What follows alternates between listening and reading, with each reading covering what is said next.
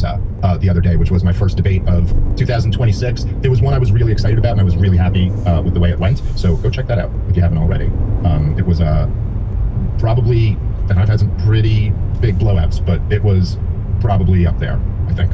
With in terms of like the response from the audience, it's probably up there with my most kind of dominant ways. They put a poll up and I took 95% of it, so it was good. I thought it was a good. I just thought it was a really interesting, really important discussion or debate. And I will say, really, I give props to Dinesh D'Souza, because not only does he show up to do the debates, but he's agreed to come on the show. Like, we're gonna have him on in a few weeks and like continue the conversation. And it just, even when you really disagree with somebody, it's hard to not respect that. Well, he lives in the real world, and he likes to remind you of that in every sentence. Well, yes. This is always the Warhawks always live in the real world. Well, here in the real world, I got to say, I do think that we're gonna be attacking Iran soon, and I know that I think there's almost like a little bit of an unjustified moment of feeling like it's not going to happen. You know, Donald Trump obviously was deliberating about bombing Iran last week, and by all indications was going to do it.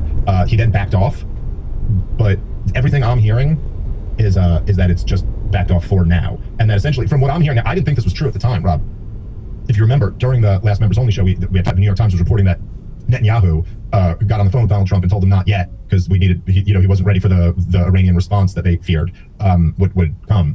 And at first I was like, nah, that doesn't sound right to me. But then I heard that from a couple of sources who I really do trust, and then I saw that it was reported just the other day that we've mobilized the USS Lincoln to put in the Middle East. So it actually does seem plausible right now that they realize that, like, oh, we need more backup to be able to shoot down the missiles that come back toward Israel. And I think, honestly, like, I'm guessing a little bit here. I'm going off the sources that I have and the news and what seems most likely to me. But it seems that perhaps even that Ben Shapiro is right, not when it comes to the American people, as he was claiming, but that with Donald Trump, it does seem in some way that, like, this Venezuela thing convinced him that he can do these things fast and easy. And they can do them without making all the mistakes that Bush and Obama made or something like that. Of course, the issue with that is that we didn't do anything really in Venezuela other than capture the guy. Like, there is no, it's so interesting, man, because I see this, because now I'm like, you know, after the last year, more so than ever, I'm like one of the targets of the Hawks, you know, like they pretended for a while to not be super aware of me, but they don't pretend that anymore. But it's like all of them, like, the way they view things is like, if shit blows up and it's not a catastrophe, then they win. Like, we got him. Okay, like, what is that actually, what win is that for me and you, Rob, or like a guy who, you know, drives a truck to a work site? How did he win from Maduro being captured? Well, that doesn't really matter. We don't have to talk about that ever. He's like, oh, and then so we liberated the people, but we're keeping the same regime. Like, oh, so in other words, you didn't liberate the people. Anyway, I think that, you know, I have a feeling that this is going to happen. I think that, as I've been saying for, I don't know, into a microphone in front of a camera for like 15 years, this is all about regime change in Iran. That's what all of the major principals want out of this. And they're just continuing to find excuses for how to do it. And the main driver of this, of course, is Israel and the Israel firsters. And they don't care if it turns into Libya or if it turns into Syria. They're quite happy with that. That's kind of the point. They'd rather that than a strong Iranian government that opposes them and funds Hezbollah. So my guess here is just that, you know, they're all saying it to us, Rob, in their own words, so why not trust them? This is an Adelson-run administration. Her number one priority is what's best for Israel, and the rulers in Israel have determined that what's best for them is regime change in Iran. And so I do think that's still going to happen. So what we can do at this point, essentially, is just try to do what we always do and just tear apart the goddamn propaganda like only we can do, Rob. Well, I heard that the fentanyl is actually coming from Iran. So, yes, we have to liberate the people of Iran from the fentanyl that's coming. Yeah, something like that. This supposed chatter from Iran is pretty incredible. Supposedly, both Israel and Iran reached out to Russia to both agree that they weren't going to shoot each other now. I was joking on Run Your Mouth that it was basically a call to the promoter that they need a little more time to sell the fight. that they need a longer training camp. And then supposedly Trump convinced himself, which I'd love to see what that conversation is. That he was fully going to do it. It's not that anyone gave him other intelligence or any other information. He just convinced himself it wasn't a good idea. Yeah, it's really, you know, he just says shit like this, so you just like kind of can't ever take him seriously. But yeah, that was a weird one. It's, you know, I've seen one of the things that's, I guess, of value to me is when these things happen, as I always say, when we're in a storm, as I like to say, people get revealed for who they are. And you figure out, like, who actually has some principles and who abandons them as soon as things start blowing up and it's your, you know, dear leader in there doing it. You know, if you could imagine, Rob, right? Like, how many people, and don't get me wrong, because there's some who don't fall into this camp. Like, many of the worst, I guess, don't. But, like, let's just say it was Barack Obama or it was Joe Biden saying the exact same thing about Iran right now. There's, like, a serious chunk of, like, right-wing pundits who would oppose the thing. But because it's Trump, they just won't. And I think it's useful to just learn who those people are, if nothing else. Sometimes my eyes will get opened. I'll be like, oh shit, I thought that guy was better. You know, like I figured that guy would be better on this. But you know, with this stuff in Iran, I saw, I mean, there's so much, the amount of just lies and war propaganda. I don't know if you've like seen on social media, Rob, but like pictures of corpses, and then you're like, this is AI generated. This is then, you know, because the internet sleuths do their thing. Then it's like, oh, this is from Sudan 5 years ago or so. You know what I mean? Like, it's just like, this isn't even, it's just total lies. I saw one, oh my God, I can't remember who it was. Scott brought it up on the Tom Woods show. I can't remember who it was, but it was one of the guys who's like a think tanker or something like that. And so he posted a thing about, because the president of Iran was out there in one of the big, you know, marches. And so he posted a whole thing about how, look, the president's hedging his bets. He's going to sell out the Ayatollah if the regime change comes and try to be a part of the new government. Except what he missed is that was the pro-regime march. That wasn't the protests. He was out there like people just getting it completely wrong. Like, oh, you don't even know what the fuck you're talking about. You don't know the basics of this conflict at all. You know, you're not even aware. It's like all the reporting where they almost make it sound, Rob, like what? It's like, okay, so the whole dynamic here is that there's people out on the streets protesting and the Iranian government's murdering them. And that's the story. Nothing else. That's the story. But they totally leave out the part that there were also huge pro-regime demonstrations. They totally leave out the part that the Mossad is bragging that they have people on the ground in the street there. They you know what I mean? Like, they just leave out all those other parts. And you're not supposed to think about or play with that. Also, they just, you know, leave out all the parts about, like, you guys said this wasn't about regime change. It was only about the nuclear threat. This has nothing to do with the nuclear threat. What about the last 6 times we've done it in this region and it's been a catastrophe every time? Just leave all of that out. And then just maybe we're just humanitarians, Rob. Like I always say, all of a sudden, all the hawks become humanitarians in service of selling a war. The only time they're ever humanitarian. It's just too much. But anyway, so there's been a lot of this propaganda going on, and I think it's, you know, the best thing we can do is just keep tearing it to shreds. And here was a good, there were a few interesting examples of this, but not specifically related to Iran, but just to the broader kind of Israel support. I don't know if you saw this, Rob, but Ben Shapiro sat down with Gavin Newsom. Now, I just find this to be so interesting on so many levels, because it's like, here you have like, essentially, I guess in Ben Shapiro, the guy who was once kind of like the conservative champion of the internet, in a very inorganic sense, but nonetheless, he ruled, you know, Ben Shapiro ruled the day when all right-wingers were getting kicked off of social media sites and demonetized and shadow banned and all of that. Ben Shapiro never was. He was always the guy YouTube was recommending to you, and he also just happens to be an Israel firster. Coincidence, I'm sure. But so him and Gavin Newsom sitting down, is it just so, there's just something about it where it's like, okay, so here's Gavin Newsom, like in some ways, the face of the kind of progressive Democratic establishment with the worst track record, you know, in the country, just presiding over our richest, most beautiful state and making it our poorest, most unlivable state.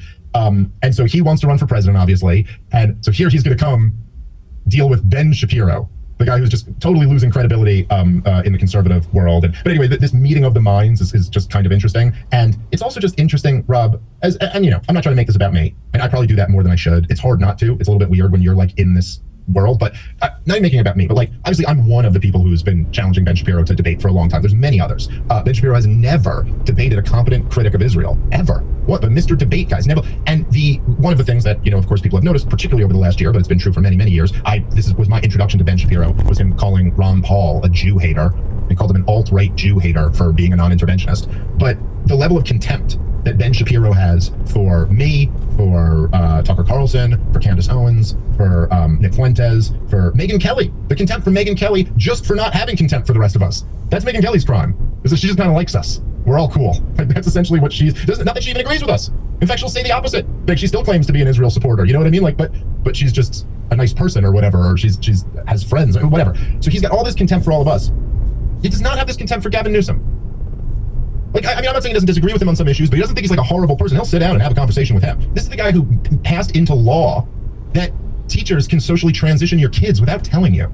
I don't think it's the contempt factor. I think it's that he thinks he can win a debate with Gavin Newsom. Well, that might be true as well. But I'm just saying he does not speak about him or speak to him in the way that he would with any of the rest of us. Or speak, like, it's just not. And I'm just saying, like, you claim to be Mr. Conservative. He is the epitome of everything you've supposedly been against for the last 15 years of your career. And yet, you'll sit down with him. Now, you make a fair point there, Rob. Part of it also is that, like, he thinks he can handle this situation. Although, he doesn't handle the Israel part very well at all. But anyway, so there's this weird kind of spectacular moment where, like, Ben Shapiro is pressing Gavin Newsom about Israel, and Gavin Newsom is desperately trying to not take a position. There's a very strange dynamic with Israel. We've talked about it a lot. That's, you know, like what you say, like there was that one poll where support for Israel had fallen off 50%, 50 points down from where it had been before October 7th. And so now you have this thing. Now it's particularly true amongst Democrats, but it's a real dynamic within the Republican base as well, where like it's going to be true for J.D. Vance. It's already true for Gavin Newsom. Like, you want to be president. Okay, well, a majority of your base views Israel as a genocidal regime. So what are you going to do? Say you support them? Okay, but then 100% of the levers of power class are pro-Israel. So like who do you choose? Rob, your voters or your donors? I mean, you have to try to choose both. You can't really say no to either one of them. So anyway, that's kind of the dynamic that Gavin Newsom's in. Or you just have to figure out how to try and pull a Trump where you lie to your base and then you end up going for the donor class. Yeah, I mean, really the obvious answer here is you got to go to the donor class first and go, listen, I'm going to say some shit. Yeah. I'm going to say some shit out there, okay? I don't mean any of it. That's just what I got to say to get elected, okay? Be cool. And then really make sure you convince them that you mean it. All right, guys, let's take a moment and thank our sponsor for today's show, which is My Patriot Supply, and we're highlighting the Winter Survival Kit. We're really cold. You know, the preparedness gear as free gift. Last long. Go take advantage of it now. Podcast. Yeah. It seems to have become a sort of de rigueur requirement for Democrats who are running for office to now suggest, for example, Scott Wiener just did this, he's running for Congress, that Israel committed genocide in Gaza. That is, forget about anti-Semitism discussions of it, because I think that those have become really loose and people don't have a consistent definition of anti-Semitism. Let's just talk about what's true. That's true. I think it's true about the definition. I mean, we, as you know, have been struggling with that in California as it relates to a lot of laws and of course, anti-Semitism is a fundamentally different cat than, for example, racism is basically a conspiracy theory about Jewish power in the world. And it makes me sick to my stomach. Can I say that clearly? And no, but not just, of course. I mean, we've tried to lead in terms of our response, and we've called out and called balls and strikes in terms of the outrageous things that happen. I would, in my own framework of anti-Semitism, I think that saying overtly false things about the Jewish state is a form of anti-Semitism, but I don't think that is really important as much as it is it true or not? So Democrats have now been dragged into this conversation, some run with, flags waving, into the conversation of genocide. Yes. Yeah. I mean, look, Israel did not commit a genocide in Gaza. There's no standard by which Israel committed a genocide in Gaza, just on a factual level. Just as illegal and factual. Let's pause it. Yeah. What is your opinion of this? Here, let's pause it right here. Okay, yeah, we'll come back to this in a second, but already there's just so much here. I mean, just like, first of all, again, don't you see how interesting it is to me, right? Well, they spent all the last 2 years trying to get this woke right thing to stick. It's so right here in front of your face, dude. You're talking to Gavin Newsom, and when you start talking about anti-Semitism, you realize you both have the exact same framework. You both have the exact same, oh yeah, and we led on that. Oh yeah, and he's talking about as a government dealing with an accusation of bigotry, claiming he led on that, and Ben Shapiro has no problem with it whatsoever. Like, yeah, that's right. Ben Shapiro also, he's saying, I'll drop the anti-Semitism thing now. It's funny that he's saying he'll drop that after 20 years of ramming it down everybody's throat because it's not working anymore. So he's trying to move something else. But he does let in there that under his conception of anti-Semitism is lying about the Jewish state. So, like, first of all, nobody's lying about what they're doing here. But getting into that in a second, just think about that. That's bigotry now? Like, if I were to lie or get something wrong, like, because you can't prove everyone, like, obviously a lot of people believe Israel's committing a genocide. So let's just say they're wrong about that. Like, you get that wrong, that makes you a Jew hater. That makes you hate the people because you said something that's wrong about a government. Like imagine claiming that if I said, France has a tax rate of 35%, and you were like, that's wrong. It's not 35% or something. And you go, so that makes you a hater of French people?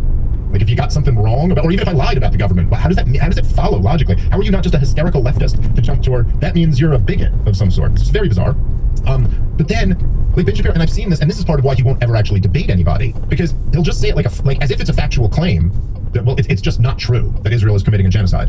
Well, that, first of all, claim, whether you call this a genocide or not, isn't exactly a factual claim.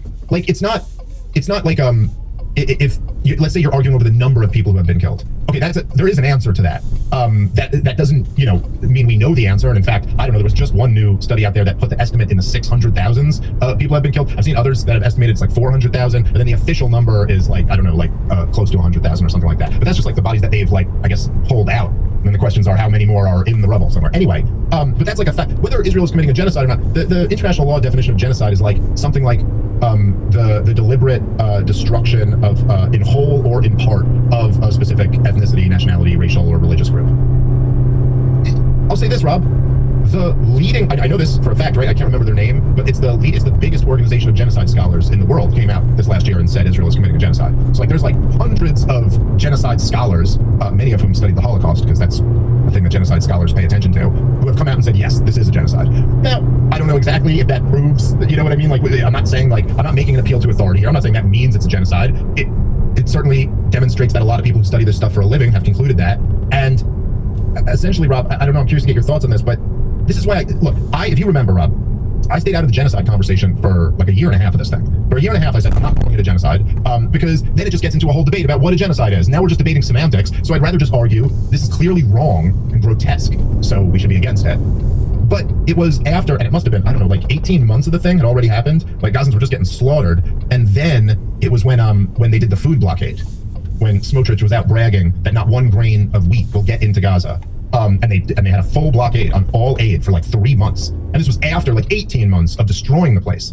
Then I just went, that's a genocide, man. I don't know. You're not fighting war at all. You can't even claim to be fighting war against Hamas. You're fighting a war against the civilian population. And it's a war of destruction. It's you know, like, I don't know. That's a good term for it, genocide. And so, again, look, South Africa, way early in the conflict, brought a whole case to the UN, where basically the whole case was just quotes of what the Israeli leaders were saying about them. Look at what the Israeli leaders are saying. They're saying that they're Amalek. They're saying that the goal here is to destroy the people. They're saying that they're going to make Gaza unlivable. They're saying that the women and children are fair game too. Like all types of quotes. And not just from like random IDF soldiers, although there's a lot of that, but from ministers and prime ministers and Knesset members, all types of people with power.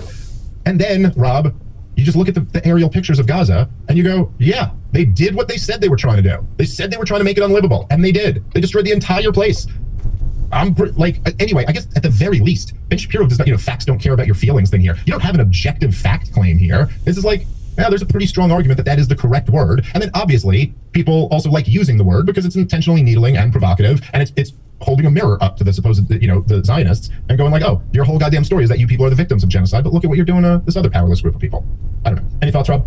Yeah, I definitely don't think it's anti-Semitic to say that what Israel's doing is a genocide, particularly against the backdrop of everyone calling Donald Trump a Nazi for forever. So, like, speaking to your point of people use bold words to convey their outrage towards behavior. I very rarely agree with Gavin Newsom or agree with his tactics, but in this case, the genocide conversation, it's just too academic for me. I'm in that lane of, hey, listen, what they're doing is wrong. I can condemn them for what they're doing.